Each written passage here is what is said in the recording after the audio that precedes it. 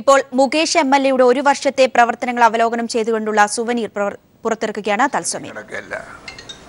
സാംസങ്ങിലേക്ക് അടക്കുമ്പോൾ എല്ലാ കാര്യങ്ങളും പറയേണ്ടതായിട്ട് വരും. നമുക്ക് കൊല്ലത്തിന് ഒരുപാട് വികസനത്തിൻ്റെതായിട്ടുള്ള ആവശ്യകതയുണ്ട്. ഇതിന് കൊല്ലത്ത് ഇടതുപക്ഷ ജനാധിപത്യ മുന്നണിയും UDFിൻ്റെ പ്രവർത്തകരും ജനങ്ങളും നമ്മുടെ 2 MLAമാരും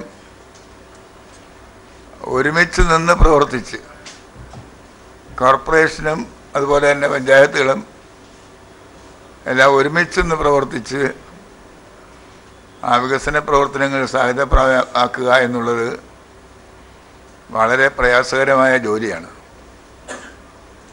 നമുക്ക് കുടിവെള്ളത്തിൻ്റെ വിഷയമുണ്ട്. കുടിവെള്ളത്തിൻ്റെ വിതരണത്തിന് വേണ്ടി ഒരു ഫണ്ട് ഈ ബഡ്ജറ്റിൽ ഉൾപ്പെടുത്തി ഈ വികസന രേഖയിൽ അത് പരാമർശിച്ചിട്ടുണ്ട്. നമുക്ക് ശാസ്താംകോട്ടയിലെ വെള്ളം കുറഞ്ഞു വരികയാണ്. ഏത് സമയവും ശാസ്താംകോട്ടക്കായൽ വറ്റുകയാണ്.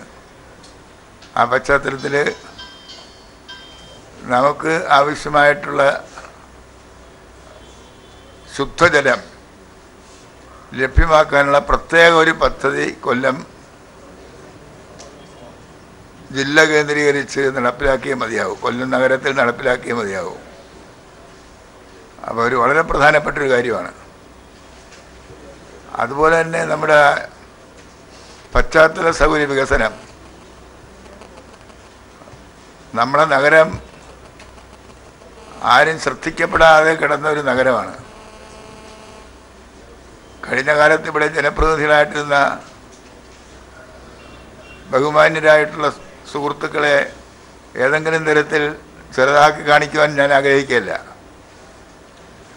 പക്ഷേ വളരെ പരിമിതികളുള്ള ഈ നഗരത്തിൽ ഒരുപാട് പശ്ചാത്തല സൗകര്യങ്ങൾ ഏർപ്പെടുത്തിയാൽ മാത്രമേ കൊല്ലം നഗരത്തിൻ്റെ ഭാവി നിലനിൽക്കത്തുള്ളൂ. ഇപ്പോൾ തന്നെ ഈ നാഷണൽ ഹൈവേ ബൈപ്പാസ് പൂർത്തിയായി കഴിഞ്ഞാൽ പ്രധാനപ്പെട്ട ഒരു റോഡായിട്ടത് മാറും. അപ്പോൾ കൊല്ലത്തെ ജനങ്ങൾക്ക് ആവശ്യമായിട്ടുള്ള എത്തിച്ചേരുന്നവർക്ക് ആവശ്യമായിട്ടുള്ള യാത്രാ സൗകര്യം ഇവിടെ ഉറപ്പാക്കേണ്ടതായിട്ടുണ്ട്. അതുകൊണ്ട് തോപ്പിൽക്കടവ് വരെയുള്ള ഈ തീരപ്രദേശത്തോടുള്ള കൂടിയുള്ള ഫ്ലൈ ഓവർ ആയാലും റോഡായാലും അത് പൂർത്തിയാക്കുക എന്നുള്ളത് പ്രധാനപ്പെട്ട കാര്യമാണ്. ഇപ്പോൾ ഓലേക്കടവ് വരെയാണ് നമുക്ക് അനുവദിച്ചിട്ടുള്ളത്. അതിൻ്റെ എല്ലാ പ്രവർത്തനങ്ങളും പൂർത്തിയായി, അതിൻ്റെ വർക്കും ആരംഭിച്ച് എല്ലാ നടപടിക്രമങ്ങളും പൂർത്തിയായി. 103 കോടി 102.42 കോടിയാണ്. അതേസമയം ഈ രൂപരേഖയിൽ പറയുന്നത് പോലെ 150 കോടി കിഫ്ബി അനുവദിച്ചിട്ടുണ്ട്. LDF കൊല്ലം മണ്ഡലം കമ്മിറ്റിയുടെ സുവനീർ പ്രകാശനത്തിന്റെ തത്സമയ ദൃശ്യങ്ങളാണ് കണ്ടത്. ഇതിലേക്ക് വരാം. വിശദമായ വാർത്തകളിലേക്ക്. ആക്രമിക്കപ്പെട്ട നടിയെ അപമാനിച്ച് മുൻ DGP TP സെൻകുമാർ. സമകാലിക മലയാളം വാരിക പത്രാധിപരുടേതാണ് വെളിപ്പെടുത്തൽ. ഗുരുതര ആരോപണങ്ങളുള്ള കത്ത് പത്രാധിപർ സജി ജെയിംസ് DGPക്ക് കൈമാറി. വിവരങ്ങളുമായി ന്യൂസ് ഡെസ്കിൽ നിന്നും സിജു സുഗതൻ ചേരുന്നു. സിജു, വിശദാംശങ്ങൾ എന്താണ്? സുരരാജ്, കഴിഞ്ഞ ആഴ്ച സമകാലിക മലയാളം വാരിക ഈ സെൻകുമാറിൻ്റെതായ 2 ഘട്ടങ്ങളിലായുള്ള അഭിമുഖം പ്രസിദ്ധീകരിച്ചിരുന്നു. ആ അഭിമുഖം പ്രസിദ്ധീകരിക്കുന്നതിന് അഭിമുഖകാരൻ സെൻകുമാറിനെ സമീപിച്ച വേളയിലാണ് ഇത്തരത്തിൽ നടിയെ ആക്രമിക്കപ്പെട്ട നടിക്കെതിരെ വിവാദ പരാമർശം അല്ലെങ്കിൽ നടിയെ അപകീർത്തിപ്പെടുത്തുന്ന തരത്തിലുള്ള വിവാദ പരാമർശം മുൻ DGP TP സെൻകുമാർ നടത്തിയത്. അദ്ദേഹത്തിന് ഈ ഇന്റർവ്യൂ നടക്കുന്ന വേളയിൽ നിരവധി ഫോൺ കോളുകൾ വരുന്നുണ്ടായിരുന്നു. അതിൽ ഒരു ഫോൺ കോളിൽ കോളിന് വന്ന മറുപടിയിലാണ് അദ്ദേഹം ഇത്തരത്തിൽ ആക്രമിക്കപ്പെട്ട നടിയെ അപകീർത്തിപ്പെടുത്തിക്കൊണ്ടുള്ള പരാമർശം നടത്തിയത്. ഇത് സമകാലികയുടെ മലയാളം തന്നെ മാരികയുടെ പത്രാധിപരുടെ വാക്കുകൾ തന്നെ പറയുകയാണെങ്കിൽ സ്ത്രീ സമൂഹത്തെ ആകെ അപമാനിക്കുന്ന തരത്തിലുള്ള അദ്ദേഹം ഇങ്ങനെയാണ് പറയുന്നത്. സ്ത്രീകളെ ആകമാനം അപമാനിക്കുന്ന വാക്കുകളും സെൻകുമാർ ഉപയോഗിച്ചിട്ടുണ്ട് എന്നാണ് പറയുന്നത്. ഏതായാലും ഇത്തരത്തിൽ സെൻകുമാർ നടത്തിയ ഈ അപകീർത്തികരമായ പരാമർശം ചൂണ്ടിക്കാട്ടിക്കൊണ്ട് ഒരു കത്ത് ഇത്തരത്തിൽ സെൻകുമാറിനെതിരെ DGPക്ക് മലയാളം വാരിക പത്രാധിപർ സജി ജെയിംസ് നൽകിയിട്ടുണ്ട്. മാത്രമല്ല ഇദ്ദേഹം നടത്തിയ സംഭാഷണത്തിന്റെ ആ ശബ്ദരേഖ റെക്കോർഡ് ചെയ്യുകയും ചെയ്തിട്ടുണ്ടെന്നാണ് മലയാളം വാരിക പത്രാധിപർ തന്നെ വ്യക്തമാക്കിയിരിക്കുന്നത്. ഏതായാലും വളരെ വിവാദപരമായ പരാമർശങ്ങളാണ് രണ്ട് അഭിമുഖത്തിലും സെൻകുമാർ നൽകിയിട്ടുള്ളത്. ആദ്യത്തിൽ തന്നെ ഇവർ അത്തരത്തിൽ തന്നെ ഇത് അഭിമുഖം പ്രസിദ്ധീകരിക്കാതിരുന്നത് അഭിമുഖത്തിന്റെ ഭാഗമായിട്ടല്ല സെൻകുമാർ ഇത്തരത്തിൽ സംസാരിച്ചത്, മറിച്ച് അഭിമുഖം നടന്നുകൊണ്ടിരിക്കുന്നത്. കാരണം നിരവധി വിഷയങ്ങൾ അത് നടി ആക്രമിക്കപ്പെട്ട വിഷയവും അതോടൊപ്പം തന്നെ പോലീസ് മേധാവിയായിരുന്ന കാലയളവിനെ പറ്റിയും കേരളത്തിലെ ലവ് ജിഹാദിനെ കുറിച്ചുമുള്ള ചോദ്യങ്ങൾ നിരവധി ചോദിച്ചിരുന്നു. ആ ചോദ്യങ്ങൾ ചോദിക്കുന്നതിനിടയ്ക്കാണ് ഒരു ഫോൺ കോൾ വരികയും ആ ഫോൺ കോളിന് മറുപടിയായാണ് ഇത്തരത്തിൽ നടിയെ മോശമായി ചിത്രീകരിച്ചുകൊണ്ടുള്ള പരാമർശം അദ്ദേഹം നടത്തിയത്. ആ നടിയെ മാത്രമല്ല കേരളത്തിലെ സ്ത്രീകളെ ആകെ അപമാനിക്കുന്ന തരത്തിലുള്ള വാക്കുകളാണ് അദ്ദേഹം പ്രയോഗിച്ചതെന്നാണ് സമകാലിക മലയാളം വാരിക തന്നെ പറയുന്നത്. ഏതായാലും ഇത് ചൂണ്ടിക്കാട്ടി പരാതി നൽകിയിട്ടുണ്ട്. ഇതിന്റെ അടിസ്ഥാനത്തിൽ സെൻകുമാറിനെതിരെ കേസ് എടുക്കാവുന്നതാണ് എന്നാണ് നിയമവൃത്തങ്ങൾ തന്നെ പറയുന്നത്. നേരത്തെ തന്നെ വർഗീയ പരാമർശം നടത്തിയതിന്റെ പേരിൽ കേരളത്തിലെ മുസ്ലിം സമുദായത്തെ ആകെ അപമാനിക്കുന്ന തരത്തിലുള്ള പരാമർശം നടത്തിയതിന്റെ പേരിൽ സെൻകുമാറിനെതിരെ കേസെടുത്തിരുന്നു. അതും ഇപ്പോൾ വിവാദ വിഷയമാണ്. ഏതായാലും സെൻകുമാറിന്റെ നിലപാടുകൾ അദ്ദേഹത്തിന്റെ ആ കാലയളവിലുള്ള കേസുകളെ എങ്ങനെയൊക്കെ സ്വാധീനിച്ചിട്ടുണ്ട് എന്നുകൂടി പരിശോധിക്കാൻ ഇത് ഈ വാക്കുകൾ ഒന്ന് ഓർമ്മിച്ചെടുക്കുന്നത് നന്നായിരിക്കും. സുരരാജ്. സിജു, ഇവിടെ ഈ DGPക്ക് നൽകിയ കത്തിൽ പറയുന്ന വിശദാംശങ്ങൾ വെച്ച് നോക്കുകയാണെങ്കിൽ ഇത് അഭിമുഖത്തിന്റെ ഭാഗമായി പറയുന്ന ഒരു കാര്യമല്ല, മറിച്ച് ഒരു ഫോൺ സംഭാഷണത്തിനിടെ മറ്റൊരാളോട് സംസാരിക്കുന്നതിനിടെയാണ് ഈ നടിയെപ്പറ്റി അപകീർത്തികരമായ രീതിയിൽ സംസാരിക്കുന്നത് ഈ അഭിമുഖകാരന്റെ ശ്രദ്ധയിൽപ്പെടുന്നത്. അദ്ദേഹം റെക്കോർഡ് ചെയ്ത ആ ഓഡിയോയിൽ ഈ സംഭാഷണം ഉൾപ്പെടുന്നത്. അവിടെ അഭിമുഖത്തിന് വേണ്ടി അല്ല എങ്കിൽ കൂടിയും ഇത് സെൻകുമാർ എന്ന വ്യക്തിയുടെ സ്ത്രീകളോടുള്ള നിലപാട് ഇതാണ് എന്ന്, അദ്ദേഹത്തിന്റെ വ്യക്തിപരമായ നിലപാട് ഇതാണ് എന്ന് വ്യക്തമാക്കപ്പെടുന്ന ഒരു തെളിവായാണോ ഈ പത്രാധിപർ ഇതിനെ മുന്നോട്ട് വയ്ക്കുന്നത്? സുരരാജ്, തീർച്ചയായും രണ്ട് വശങ്ങളുണ്ട് ഈ വാർത്തയുമായി ബന്ധപ്പെട്ട്. അതിലൊന്ന് സ്ത്രീകളോടുള്ള സെൻകുമാറിന്റെ കാഴ്ചപ്പാട്, സ്ത്രീകളെക്കുറിച്ചുള്ള കാഴ്ചപ്പാട്. രണ്ട്, വളരെ വിവാദമായ അന്വേഷണം വിവിധ ഘട്ടങ്ങളിൽ പുരോഗമിച്ചുകൊണ്ടിരിക്കുന്ന ഒരു കേസ്, കേരള സമൂഹം ഒന്നാകെ വീക്ഷിച്ചുകൊണ്ടിരിക്കുന്ന ഒരു കേസ് നടന്നുകൊണ്ടിരിക്കുന്ന കാലയളവിലാണ് ആ കാലയളവിൽ കൂടി പോലീസ് മേധാവിയായിരുന്ന അദ്ദേഹം നടത്തുന്ന മുൻ DGP ആയിരുന്ന സെൻകുമാർ നടത്തുന്ന ഒരു പ്രസ്താവന. ഇതേ മുൻവിധിയോടുകൂടിയാണ് ഒരു പക്ഷേ ഇദ്ദേഹം ഈ കേസിനെ അല്ലെങ്കിൽ ഈ നടിയെ സമീപിച്ചത് കൊണ്ട് തന്നെ ഒരു പക്ഷേ ഈ കേസിനെ എത്രത്തോളം ദുർബലപ്പെടുത്താൻ, അന്വേഷണത്തിനെ മന്ദഗതിയിലാക്കാൻ എത്രത്തോളം സഹായിച്ചിട്ടുണ്ടാകാം എന്നുകൂടി പരിശോധിക്കേണ്ടതുണ്ട്. കാരണം നേരത്തെ തന്നെ ഇതുമായി ബന്ധപ്പെട്ട് മതസ്പർദ്ധ വളർത്തുന്ന തരത്തിലുള്ള ആരോപണങ്ങൾ, മുസ്ലിം സമുദായത്തെക്കുറിച്ചുള്ള അപകീർത്തികരമായ വിവാദപരമായ വർഗീയ പരാമർശങ്ങൾ നടത്തിയ സെൻകുമാർ അദ്ദേഹം DGP ആയിരുന്ന കാലയളവിൽ ന്യൂനപക്ഷങ്ങൾക്കെതിരായി എടുത്തിട്ടുള്ള കേസുകൾ അല്ലെങ്കിൽ ന്യൂനപക്ഷങ്ങൾ നൽകിയ കേസുകൾ എങ്ങനെയാണ് പരിഗണിക്കപ്പെട്ടിട്ടുണ്ടാകുക എന്ന് പരിശോധിക്കുന്നത് പോലെ തന്നെയാണ് ഈ സംഭവത്തിൽ ആക്രമിക്കപ്പെട്ട നടിയുടെ കേസ് തന്റെ മുന്നിൽ വരുമ്പോൾ അതിനെ എത്രത്തോളം ലാഗോടുകൂടി ആയിരിക്കാം അദ്ദേഹം സമീപിച്ചിട്ടുണ്ടാകുക എന്നുകൂടി പരിശോധിക്കേണ്ടതുണ്ട്. ഏതായാലും ആ കേസിന്റെ അന്വേഷണ ചുമതല ADGP ആയ സന്ധ്യക്കായിരുന്നു. അതിന്റെ അന്വേഷണത്തിന് മേൽനോട്ടം വഹിച്ച ADGP സന്ധ്യ, അന്വേഷണത്തിന് നേതൃത്വം വഹിച്ച IG ദിനേന്ദ്ര കാശ്യപാണ്. മാത്രമല്ല അവർക്കെതിരെയൊക്കെ കൂടി തന്നെ ഇത്തരത്തിൽ വിവാദപരമായ പരാമർശങ്ങൾ അദ്ദേഹം നടത്തിയിരുന്നു. IG ദിനേന്ദ്ര കശ്യപിന് ഇത്തരത്തിൽ അന്വേഷണത്തിന് ഒരു ചുമതല ഉണ്ടായിരുന്നില്ല, അല്ലെങ്കിൽ അദ്ദേഹത്തിന്റെ ചോദ്യം ചെയ്യലിനോട് സഹകരിപ്പിച്ചിരുന്നില്ല എന്ന തരത്തിലുള്ള തെറ്റിദ്ധരിപ്പിക്കുന്ന പ്രസ്താവനകൾ വരെ ഒരു വേളയിൽ സെൻകുമാർ നടത്തിയിരുന്നു. ഏതായാലും സെൻകുമാർ നടത്തിയ എല്ലാ പ്രസ്താവനകളെയും തള്ളുന്ന അല്ലെങ്കിൽ തെറ്റിദ്ധാരണകളെയും തള്ളിക്കൊണ്ടാണ് തുടർന്നുള്ള ദിവസങ്ങളിൽ കേരളം ഞെട്ടിക്കുന്ന വാർത്ത, ദിലീപ് എന്ന് പറയുന്ന സൂപ്പർ താരത്തെ സംസ്ഥാന പോലീസ് അറസ്റ്റ് ചെയ്യുന്നു. അതിനെ തുടർന്ന് മറ്റു പല താരങ്ങളെയും അറസ്റ്റ് ചെയ്യാൻ അല്ലെങ്കിൽ ചോദ്യം ചെയ്യാൻ പോകുന്നു എന്ന തരത്തിലുള്ള വാർത്തകൾ പുറത്തു വരുന്ന ഒരു സാഹചര്യത്തിൽ കൂടി ഏതായാലും സെൻകുമാർ നടത്തിയ സ്ത്രീകൾക്കെതിരായ പരാമർശം കേസെടുക്കപ്പെടാൻ സാധ്യതയുള്ളതാണ്. വരും ദിവസങ്ങളിൽ DGP എന്ത് നിലപാടെടുക്കുമെന്ന് കാത്തിരുന്ന് കാണേണ്ടതാണ്. സുരരാജ്, ഇത് ഓഡിയോ റെക്കോർഡ് ചെയ്യുന്ന വേളയിൽ അഭിമുഖകാരന് ഈ ഓഡിയോ അല്ലെങ്കിൽ ഈ സംഭാഷണം നൽകുമ്പോൾ അത് ഔദ്യോഗികമായി അഭിമുഖത്തിന്റെ ഭാഗമായി നൽകിയതല്ല എന്ന് നേരത്തെ മതസ്പർദ്ധയുടെ വിവാദവുമായി ബന്ധപ്പെട്ട് സെൻകുമാർ പറഞ്ഞിട്ടുണ്ട്. പക്ഷേ ഈ സംഭാഷണത്തിനിടയിലാണ് ഒരു ഫോൺ കോൾ വരുമ്പോൾ ഇത്തരമൊരു പ്രയോഗം സെൻകുമാറിന്റെ ഭാഗത്തു നിന്ന് ഉണ്ടാകുന്നത്. ഇത് റെക്കോർഡ് ചെയ്യുകയാണ് എന്ന് സെൻകുമാറിന് ബോധ്യമുള്ള ഒരു സാഹചര്യവുമാണ്. അത് റെക്കോർഡ് ചെയ്യപ്പെടുന്നുണ്ട് എന്ന് അറിഞ്ഞുകൊണ്ട് തന്നെ ഇത്തരമൊരു പ്രയോഗം, ഈ സ്ത്രീകളുമായി ബന്ധപ്പെട്ട ഒരു നിലപാട് സംസാരിക്കുമ്പോൾ അത് നിഷ്കളങ്കമായി കാണാൻ കഴിയുമോ സിജു? സുരേഷ്, തീർച്ചയായും ഇതിന് ഏറ്റവും ഗൗരവം, ഒരു സാധാരണക്കാരൻ അല്ല ഇത്തരത്തിൽ നിലപാടുകൾ പറഞ്ഞിരിക്കുന്നത് എന്നാണ് ഏറ്റവും ഗൗരവകരമായ വസ്തുത.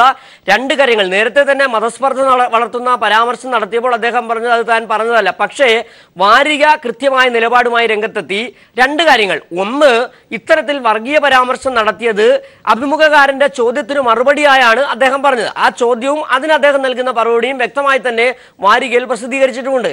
രണ്ടാമത്, ഈ വിഷയം വരുമ്പോൾ നടിക്കെതിരായ അപകീർത്തികരമായ പരാമർശം വരുമ്പോൾ വാരിക തന്നെ പറയുന്നു അത് ഞങ്ങളുടെ അഭിമുഖത്തിന്റെ ഭാഗമല്ല, അതുകൊണ്ട് പ്രസിദ്ധീകരിക്കുന്നില്ല എന്നാണ് പറഞ്ഞത്. മാത്രമല്ല, അത് പ്രസിദ്ധീകരിക്കാതിരുന്നതിന്റെ അതിന്റെ ന്യായം, യുക്തി അവർ നിരത്തുന്നത് തങ്ങളോട് സംസാരിച്ചില്ല, ഈ വിഷയം തങ്ങൾ ചോദിച്ചിട്ടില്ല, അതുകൊണ്ട് തന്നെ പ്രസിദ്ധീകരിക്കേണ്ടത് കാര്യവുമില്ല. പക്ഷേ അദ്ദേഹം പറഞ്ഞതിന് അന്നത്തെ അഭിമുഖകാരൻ ഇക്കാര്യം റെക്കോർഡ് ചെയ്തിട്ടുണ്ട്, അദ്ദേഹത്തിന്റെ ശബ്ദരേഖ റെക്കോർഡ് ചെയ്തിട്ടുണ്ട്. അത് സ്ത്രീകളെ ആകെ അപമാനിക്കുന്നതാണ്. അതുകൊണ്ട് തന്നെ അത് ആ തെളിവ് കൂടി ഉൾപ്പെടുത്തി DGPക്ക് കത്ത് നൽകിയിട്ടുണ്ട് എന്നാണ് വാരിക വ്യക്തമാക്കിയിരിക്കുന്നത്. സുരരാജ്, ഇക്കാര്യത്തിൽ വാരിക ഇപ്പോൾ ഈ പുതിയ സംഭാഷണത്തിന്റെ വിവരങ്ങളുമായി പുറത്തു വരുന്ന ഒരു സാഹചര്യം എന്താണ്? ഈ മതസ്പർദ്ധ വളർത്തുന്നതുമായി ബന്ധപ്പെട്ട് സെൻകുമാർ നടത്തിയ പരാമർശം വിവാദമായ ഒരു സാഹചര്യത്തിൽ സെൻകുമാറിനെതിരെ കേസെടുത്തിട്ടുണ്ട്. ഇത് പ്രസിദ്ധീകരിച്ച വാരികയ്ക്കെതിരെയും കേസെടുത്തിട്ടുണ്ട്. അപ്പോഴാണ് പുതിയ ഒരു വിവാദത്തിലേക്ക് കാര്യങ്ങൾ പോകുന്നത്. ആക്രമിക്കപ്പെട്ട നടിയെ അപമാനിക്കുന്ന വിധത്തിൽ സെൻകുമാർ സംസാരിച്ചു, അതിന്റെ ഓഡിയോ ക്ലിപ്പ് തങ്ങളുടെ കയ്യിൽ ഉണ്ട് എന്ന് അവകാശപ്പെട്ടുകൊണ്ട് ഈ വാരികയുടെ പത്രാധിപർ രംഗത്ത് വരുന്നതിനുള്ള ഒരു സാഹചര്യം എന്താണ്? സുരരാജ്, നേരത്തെ തന്നെ ഈ വർഗീയ പരാമർശങ്ങളുമായി ബന്ധപ്പെട്ട് മാധ്യമങ്ങളിലടക്കം വിവാദമായൊരു സാഹചര്യം വരികയും സെൻകുമാറിനെതിരെ കേസെടുക്കുകയും ചെയ്തപ്പോൾ വാരികയ്ക്കെതിരെ കേസുമായി സെൻകുമാർ രംഗത്ത് വരുന്ന ഒരു സാഹചര്യം ഉണ്ടായി. കാരണം താൻ ഇങ്ങനെ ഒരു അഭിപ്രായ പ്രകടനം നടത്തിയിട്ടില്ല എന്ന നിലപാടാണ് സെൻകുമാറിനുണ്ടായിരുന്നത്. പക്ഷേ അപ്പോൾ തന്നെ വാരിക നിലപാട് വ്യക്തമാക്കി. ഇത് ഒരേ സമയം തങ്ങൾ അഭിമുഖകാരൻ ഇത് ഇന്റർവ്യൂ ചെയ്യുമ്പോൾ സെൻകുമാർ പറഞ്ഞത് അപ്പടി റെക്കോർഡ് ചെയ്യുന്നുണ്ടായിരുന്നു. റെക്കോർഡ് ചെയ്തതിന് ശേഷമാണ് അത് പിന്നെ പകർത്തി എഴുതിയാണ് ഇത് പ്രസിദ്ധീകരിക്കുകയും ചെയ്തത്. പക്ഷേ എന്തൊക്കെ ചോദ്യങ്ങളാണ് ചോദിക്കേണ്ടതെന്നുള്ളതും എന്തൊക്കെയാണ് പ്രസിദ്ധീകരിക്കേണ്ടതെന്നുള്ളത് തീർച്ചയായും അഭിമുഖകാരനും അതോടൊപ്പം തന്നെ ഇത് പ്രസിദ്ധീകരിച്ച മലയാളം വാരികയ്ക്കും അറിയാം. അത്തരത്തിൽ പ്രസിദ്ധീകരിക്കുമ്പോൾ അത് തന്നോട് ചോദിക്കാതെയാണ് പ്രസിദ്ധീകരിച്ചതെന്ന് പറയുന്ന കള്ളപ്രസ്താവനയുമായി, അസത്യപ്രസ്താവനയുമായി സെൻകുമാർ രംഗത്തെത്തുമ്പോൾ അവർ മറുപുറവുമായി രംഗത്തെത്തുകയാണ്. കാരണം ഇത്തരത്തിൽ തങ്ങളോട് ചോദിക്കാതെ തന്നെ, തങ്ങൾ ചോദ്യം ചോദിക്കാതെ തന്നെ ഇത്തരത്തിൽ സ്ത്രീകളെ അപമാനിക്കുന്ന തരത്തിൽ, ഇരയാക്കപ്പെട്ട നടിയെ അപകീർത്തിപ്പെടുത്തുന്ന തരത്തിൽ പരാമർശം നടത്തിയിട്ടുണ്ട്. അത് തങ്ങൾ പബ്ലിഷ് ചെയ്തിട്ടില്ലല്ലോ എന്നൊരു നിലപാട് സമകാലിക മലയാളം വാരികയ്ക്കുണ്ട്. ആ ഒരു തെളിവ് കൂടിയാണ്, ഒരുപക്ഷെ മറ്റ് വാർത്തയെ സ്റ്റാൻഡ് ചെയ്യുന്ന തരത്തിലേക്കുള്ളൊരു തെളിവ് കൂടിയാണ് ഇത്തരത്തിൽ സമകാലിക മലയാളം വ്യക്തമാക്കിയിരിക്കുന്നത്. അവർ പറയുന്ന കാര്യം ഇതാണ്: ഇതൊരിക്കലും അഭിമുഖത്തിന്റെ ഭാഗമായിരുന്നില്ല. അഭിമുഖം നടന്നുകൊണ്ടിരിക്കുമ്പോൾ മറ്റ് നിരവധി വിഷയങ്ങളുമായ ചോദ്യങ്ങൾ ചോദിക്കുന്നു, അതിന് സെൻകുമാർ മറുപടി പറയുന്നു. ഇതിനിടയ്ക്ക് തന്നെ നിരവധി ഫോൺ കോളുകൾ സെൻകുമാറിന് വരുന്നു. അതിൽ വന്ന ഒരു ഫോൺ കോളിന് മറുപടിയായിട്ടാണ് സെൻകുമാർ പറയുന്നത് ഈ നടിയെക്കുറിച്ചുള്ള വളരെ മോശം അപകീർത്തികരമായ പരാമർശം. അതൊരു പക്ഷേ പൊതുജന സമക്ഷം ഇപ്പോൾ നമുക്ക് പ്രൊഡ്യൂസ് ചെയ്യാൻ കഴിയുന്നില്ല. എന്താണ് സെൻകുമാർ പറയുന്നത് എന്നുള്ളത് നമുക്കറിയാം. പക്ഷേ അത്തരത്തിൽ എടുത്തു പറയുന്നത് പോലും സമൂഹത്തിന് യോജിക്കാത്തതായതുകൊണ്ട് അതെടുത്ത് പറയാൻ കഴിയുന്നതല്ല. ഏതായാലും മലയാളം വാരികയുടെ പത്രാധിപരുടെ തന്നെ വിശദീകരണം ഇതാണ്: ഇത്തരത്തിലുള്ള ഒരു പരാമർശം ഇരയാക്കപ്പെട്ട നടിക്കെതിരെ മാത്രമല്ല, കേരള സമൂഹത്തിലെ സ്ത്രീകളെ ആകെ അപമാനിക്കുന്ന തരത്തിലുള്ള വാക്കുകളാണ്. അത് DGP നൽകിയിട്ടുണ്ട് എന്നാണ് സമകാലിക മലയാളം വാരിക വ്യക്തമാക്കിയിരിക്കുന്നത്. സുരേഷ്, ഇക്കാര്യത്തിൽ സെൻകുമാറിനെ നേരിട്ട് പരാതിയുമായി ഈ വാരിക തന്നെ മുന്നോട്ട് വരുന്നു എന്നാണോ? നിയമ നടപടിയിലേക്ക് വാരിക തന്നെ നേരിട്ട് കടക്കാനുള്ള സാഹചര്യത്തിലേക്കാണോ പോകുന്നത്? സുരരാജ്, അത്തരത്തിൽ പരാതി എന്ന അർത്ഥത്തിലല്ല, കേസെടുക്കണമെന്ന് ആവശ്യപ്പെട്ട് സമകാലിക മലയാളം വാരിക DGPയെ സമീപിച്ചിട്ടില്ല. ഇക്കാര്യങ്ങൾ ചൂണ്ടിക്കാട്ടി, ഇത്തരത്തിൽ ഇരയാക്കപ്പെട്ട നടിക്കെതിരെ മോശം പരാമർശം നടത്തിയത് ചൂണ്ടിക്കാട്ടി DGPക്ക് കത്ത് നൽകിയിട്ടുണ്ട്. കാരണം DGPക്ക് നിരവധി പരാതികൾ എന്ന അർത്ഥത്തിലല്ല, ചില വിഷയങ്ങൾ വരുമ്പോൾ DGPയുടെ ശ്രദ്ധയിൽപ്പെടുന്നതിന് വേണ്ടിയിട്ട് ഏതൊരു പൗരനും, സാധാരണക്കാരനെ ഏതൊരു പൗരനും DGPക്ക് ഇത്തരത്തിൽ പരാതികൾ അല്ലെങ്കിൽ ഇത്തരം കാര്യങ്ങൾ ചൂണ്ടിക്കാണിക്കൊണ്ട് കത്തയക്കാം. അത്തരത്തിൽ ഒരു മാധ്യമ സ്ഥാപനം എന്ന തരത്തിലുള്ള ഉത്തരവാദിത്വം കൃത്യമായി, കാരണം കാരണം ഇത് പബ്ലിഷ് ചെയ്യുന്നതിനും ഭേദം. കാരണം ഒരുപക്ഷെ സെൻകുമാർ അദ്ദേഹത്തെ അപകീർത്തിപ്പെടുത്തുന്ന തരത്തിൽ വീണ്ടും പരാതിയുമായി ചെല്ലുന്ന ഒരു സാഹചര്യം ഒഴിവാക്കാൻ കൂടിയാകാം ഇത്തരത്തിൽ സെൻകുമാർ ഒരു പരാമർശം നടത്തിയിട്ടുണ്ടെന്ന് DGPക്ക് ചൂണ്ടിക്കാണിക്കുന്നു. ഒരുപക്ഷെ DGPക്ക് ഇത് സ്വമേധയാ തന്നെ കേസെടുക്കാവുന്നതാണ്. ഈ ഓഡിയോ ക്ലിപ്പ് ഉണ്ടാകുന്ന പക്ഷം ഇത്തരത്തിൽ സ്ത്രീകൾക്കെതിരെ മോശം പരാമർശം നടത്തി സ്ത്രീകളെ അപമാനിച്ചു എന്ന തരത്തിൽ സെൻകുമാറിനെതിരെ കേസെടുക്കാൻ DGPക്ക് അധികാരം ഉണ്ട്. സുരരാജ്. ശരി, സിജു സുഗതനാണ് വിവരങ്ങൾ പങ്കുവച്ചത്. ആക്രമിക്കപ്പെട്ട നടിയെ അപകീർത്തിപ്പെടുത്തുന്ന വിധത്തിലുള്ള പരാമർശങ്ങൾ സെൻകുമാറിന്റെ ഭാഗത്തു നിന്ന് ഉണ്ടായിട്ടുണ്ട്. ഇതിന്റെ ഓഡിയോ ക്ലിപ്പ് തങ്ങളുടെ കൈവശമുണ്ട് എന്ന് പറഞ്ഞുകൊണ്ട് സമകാലീന മലയാളം വാരികയുടെ പത്രാധിപർ DGPക്ക് ഒരു കത്ത് നൽകിയിരിക്കുകയാണ്. മറ്റൊരു വാർത്തയിലേക്ക്. നഴ്സുമാരുടെ സമരത്തിൽ INA ഇടപെടുന്നു. ഇക്കാര്യത്തിൽ പ്രായോഗിക സമീപനം കൈക്കൊള്ളണമെന്ന കാര്യം നഴ്സുമാരോട് IMA നിർദ്ദേശിക്കും. വിവരങ്ങളുമായി ഷീജ ചേരുന്നു. ഷീജ, എന്ത് പ്രായോഗിക നിലപാട് നഴ്സുമാർ സ്വീകരിക്കണമെന്നാണ് IMA ഇപ്പോൾ നിർദ്ദേശിക്കാൻ പോകുന്നത്? അതുമായി ബന്ധപ്പെട്ട് എന്തെങ്കിലും ഒരു രൂപം ആയിട്ടുണ്ടോ? സുരരാജ്, ഏതായാലും ഔദ്യോഗികമായി ഒരു ചർച്ച ആ രീതിയിലേക്കല്ല കാര്യങ്ങൾ പോകുന്നത്. മറിച്ച് ഈ സമരം, പ്രത്യേകിച്ചും നഴ്സുമാരുടെ സമരം, വലിയ പ്രതിസന്ധിയിലേക്കാണ് കാര്യങ്ങൾ കൊണ്ട് ചെന്നെത്തിക്കുക എന്നാണ് പ്രധാനമായും വിലയിരുത്തപ്പെടുന്നത്. തിങ്കളാഴ്ച മുതൽ അവർ അനിശ്ചിതകാല പണിമുടക്ക് സമരത്തിലേക്ക് കടക്കുകയാണെങ്കിൽ സ്വകാര്യ ആശുപത്രികളുടെ പ്രവർത്തനം എല്ലാം താറുമാറാകും എന്നുള്ളതിൽ സംശയമില്ല. അതിനോടൊപ്പം തന്നെയാണ് കഴിഞ്ഞ ദിവസം ഹൈക്കോടതിയിൽ നിന്നും ഇത്തരത്തിൽ ഒരു സമരത്തെ, ഇത് നിയമവിരുദ്ധമായ സമരമാണ്, ഇതിനെ വിലക്കിക്കൊണ്ടുള്ളൊരു ഉത്തരവും വന്നിരിക്കുന്നത്. ഈ സാഹചര്യത്തിലാണ് ഏതെങ്കിലും രീതിയിൽ ഈ സമരം ഒരു ഒത്തുതീർപ്പിലേക്ക് എത്തിക്കാമോ എന്നൊരു പ്രായോഗികമായ ഒരു സമീപനം ഇതിൽ സ്വീകരിക്കണം എന്നാണ് ഇതിനോടകം തന്നെ IMA ഭാരവാഹികൾ നഴ്സുമാരോട് ആവശ്യപ്പെട്ടിട്ടുള്ളത്. ഏതായാലും അല്പസമയത്തിനകം തൃശൂരിൽ നഴ്സുമാരുടെ സംഘടനയായ യുണൈറ്റഡ് നഴ്സസ് അസോസിയേഷന്റെ സംസ്ഥാന കൗൺസിൽ ചേരുന്നതായിരിക്കും. നിലവിൽ നഴ്സുമാരുടെ തീരുമാനം എന്ന് പറയുന്നത് എസ്മ അടക്കമുള്ളവ പ്രയോഗിച്ചാൽ പോലും ശക്തമായ സമരവുമായി മുന്നോട്ട് പോകുക എന്നൊരു നിലപാടാണ് ഇതുവരെ ഈ നഴ്സുമാർ വ്യക്തമാക്കിയിട്ടുള്ളത്. ഏതായാലും ഇപ്പോൾ അല്പസമയത്തിനകം ചേരുന്ന അവരുടെ കൗൺസിൽ യോഗത്തിൽ അന്തിമ തീരുമാനം, ഏത് രീതിയിൽ മുന്നോട്ട് പോകണം, സമരവുമായി മുന്നോട്ട് പോകണോ, ഒത്തുതീർപ്പിലെത്തണോ എന്നത് സംബന്ധിച്ചുള്ള കാര്യങ്ങളിൽ കൂടുതൽ വ്യക്തത ഈ യോഗത്തിൽ മാത്രമായിരിക്കും ഉണ്ടാവുക. അതോടൊപ്പം തന്നെ ഈ സാഹചര്യത്തിൽ IMAയുടെ ഭാരവാഹികൾ ഇവരുമായി ടെലിഫോണിൽ സംഭാഷണം നടത്തും എന്നാണ് നമുക്ക് അറിയാൻ സാധിച്ചിട്ടുള്ളത്. ഏതായാലും സമരം ഒരു സമവായത്തിലേക്ക് എത്തിക്കുക എന്നുള്ളത് തന്നെയാണ് പ്രധാനമായും IMAയും ലക്ഷ്യം വെക്കുന്നത്.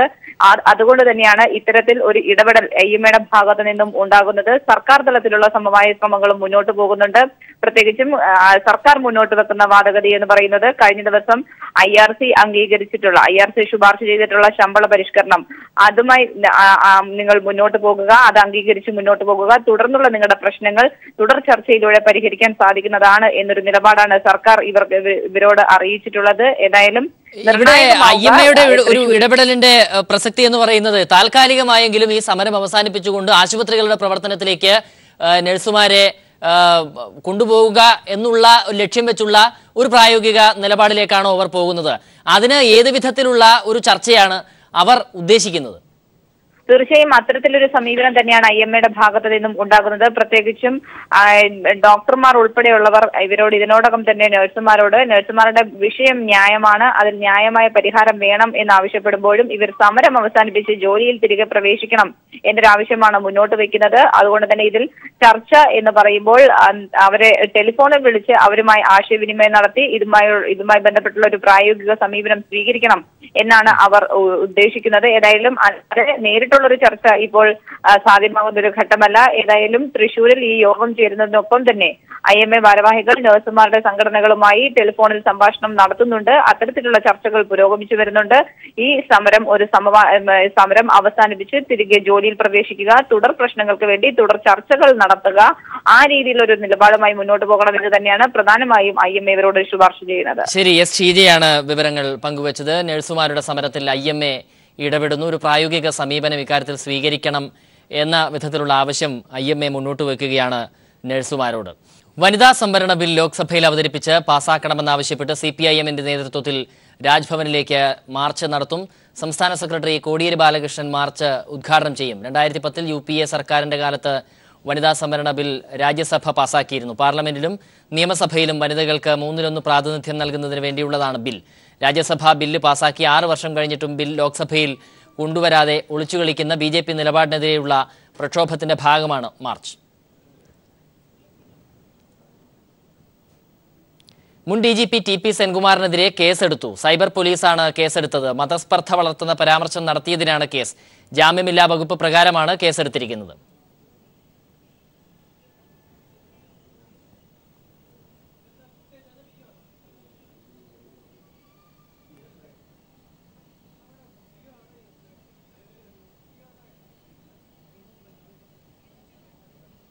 സെൻകുമാറിനെതിരെ ചുമത്തിയിരിക്കുന്നത് 3 വർഷം വരെ തടവ് ശിക്ഷ ലഭിക്കാവുന്ന കുറ്റമാണ്.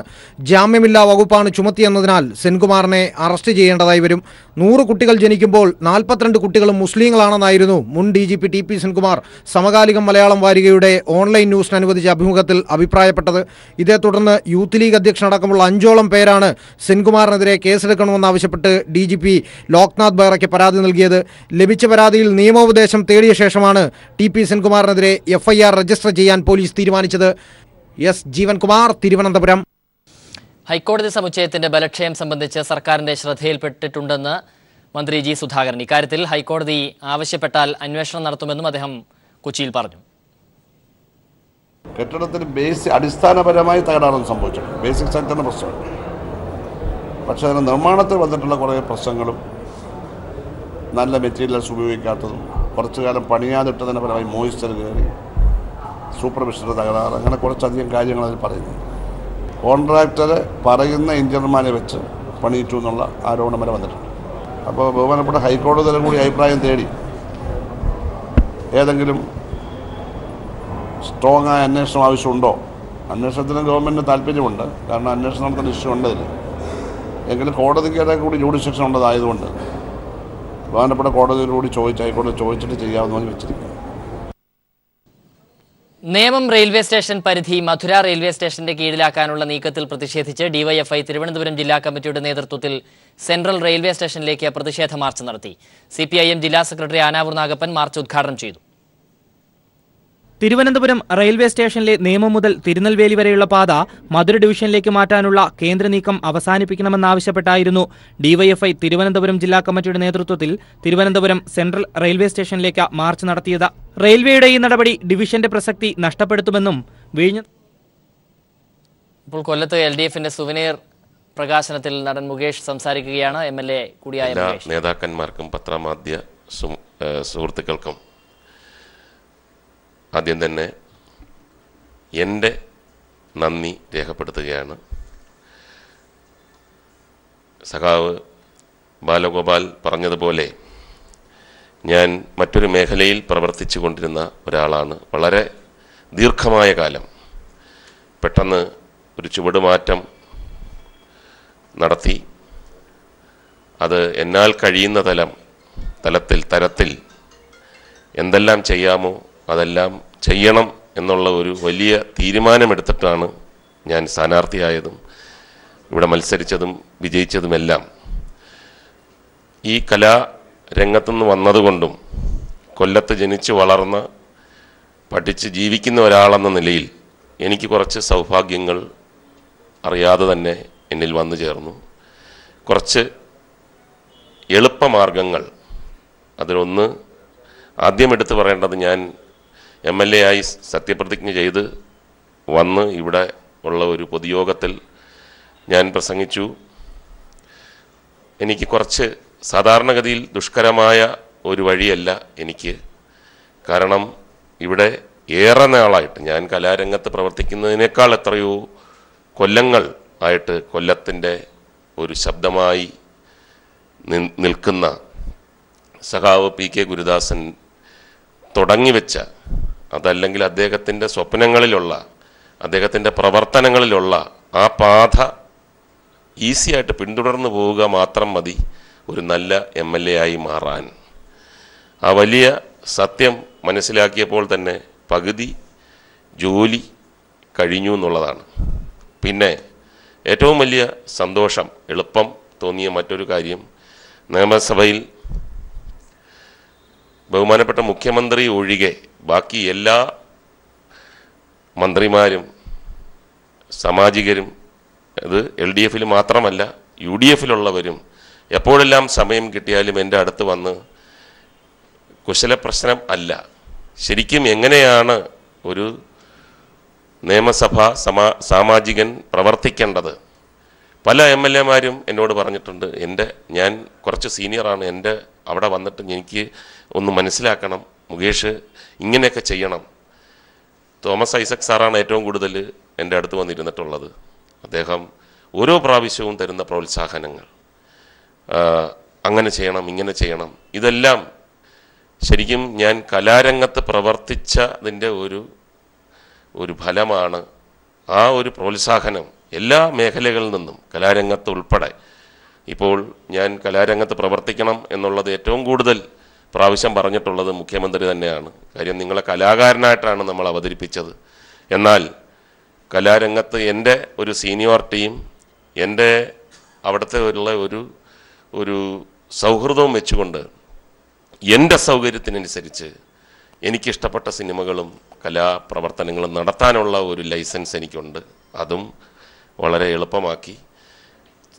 നിങ്ങൾക്ക് അറിഞ്ഞൂടാത്ത ഒരു കാര്യം ഞാൻ പറയാം. നമ്മുടെ സിനിമയിൽ ഈ വിദേശ യാത്രകൾ അല്ലെങ്കിൽ വിദേശ സ്ഥലത്ത് സ്റ്റാർ ഷോസ് നടത്തുന്ന പരിപാടികളുണ്ട്. എത്രയോ കൊല്ലമായിട്ട് മലയാളികളുള്ള എല്ലാ സ്ഥലത്തും ഞാൻ ഇങ്ങനെ പോയി സ്റ്റാർ ഷോസ് നടത്താറുണ്ട്. പക്ഷേ 1.5 മാസം മിനിമം അതിനുവേണ്ടി മാറ്റിവെക്കണം.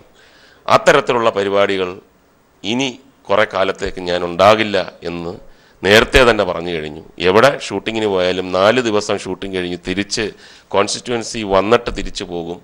അങ്ങനെയൊക്കെയുള്ള എല്ലാ വിട്ടുവീഴ്ചകൾക്കും തയ്യാറായതുകൊണ്ടാണ് രണ്ട് സ്ഥലത്തുള്ള ആൾക്കാരും സജീവമായി വളരെ സ്നേഹത്തോടുകൂടി എന്നോടൊപ്പം നിൽക്കുന്നത് കൊണ്ടാണ് ഇത്രയും എങ്കിലും ചെയ്യാൻ കഴിഞ്ഞത്. ഇനി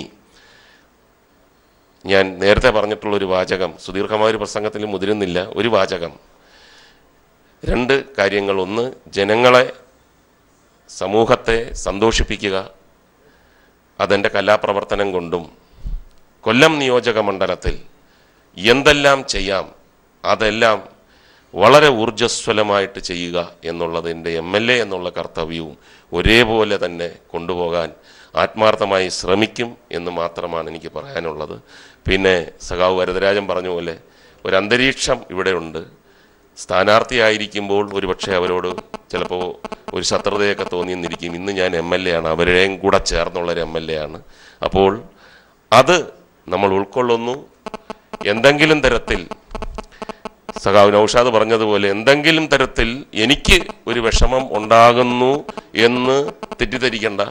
അതെല്ലാം പോസിറ്റീവ് എനർജി ആയിട്ട് കാണാനുള്ള ഒരു വലിയ അനുഭവം, ലോകപരിചയം എനിക്കുണ്ടെന്ന് ഞാൻ സത്യസന്ധമായി വിശ്വസിക്കുന്നുകൊണ്ട് ഇതെല്ലാം ഒരു പോസിറ്റീവ് എനർജി ആയിട്ട് എടുക്കുന്നു. ഈ സഹായം, ഈ ഒരു ഊർജം എനിക്ക് ഇനിയും നൽകണം എന്ന് അഭ്യർത്ഥിച്ചുകൊണ്ട് ഇവിടെ വന്ന എല്ലാ ആൾക്കാർക്കും ഒരിക്കൽ കൂടി എൻ്റെ ഹൃദയത്തിൻ്റെ ഉള്ളറകളിൽ നിന്നുള്ള നന്ദി രേഖപ്പെടുത്തുന്നു. നമസ്കാരം. നടപടികൾ അവസാനിച്ചു. കൊല്ലം മണ്ഡലം കമ്മിറ്റിയുടെ സുവനീർ പ്രകാശനത്തിന്റെ ഭാഗമായി നടന്ന ചടങ്ങിലാണ് മുകേഷ് MLA സംസാരിച്ചത്.